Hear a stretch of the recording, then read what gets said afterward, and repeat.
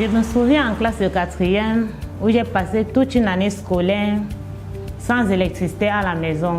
Car non seulement le voisin qui nous fournissait l'électricité était très cher, et aussi l'attente d'avoir notre propre compteur était très longue. Je me retrouvais parfois à étudier toute la nuit entière à l'aide d'une bougie. C'était une situation très difficile. C'est à ce moment que je me pose la question à savoir pourquoi l'électricité est une denrée rare dans notre pays.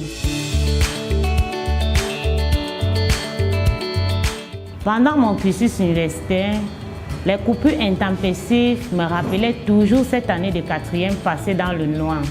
Un jour, en passant là en bas, j'ai vu inscrit sur une plaque « Formation en énergie solaire ». Je ne savais pas ce que ça signifiait. Curieuse, j'ai fait des recherches sur Internet. C'est alors que j'ai compris qu'à base des rayonnements solaires, on peut fournir de l'électricité. J'étais très impressionnée. C'est alors que je décide de suivre cette formation.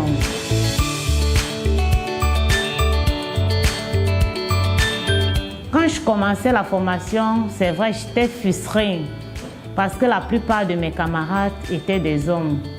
Je me suis demandé si je réussirais.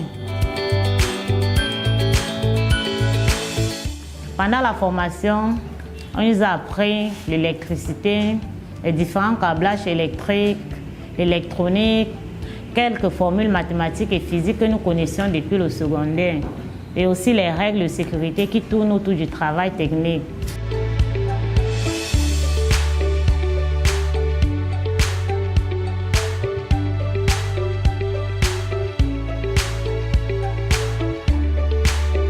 C'est vrai, mes parents ont émis des inquiétudes concernant mon insertion socio-professionnelle. Mais aujourd'hui, je suis très heureuse car c'est une formation emploi. Donc, je serai employée directement après la formation.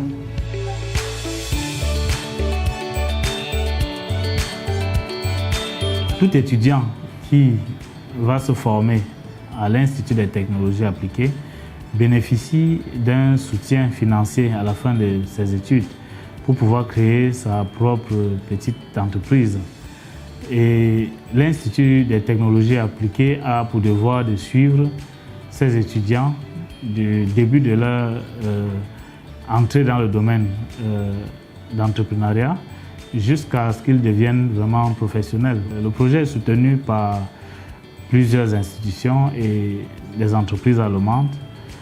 Je veux par là dire l'ambassade de la République fédérale d'Allemagne au Cameroun, le ministère allemand de la Recherche et de l'Éducation, le gouvernement camerounais également soutient ce projet à travers le projet U.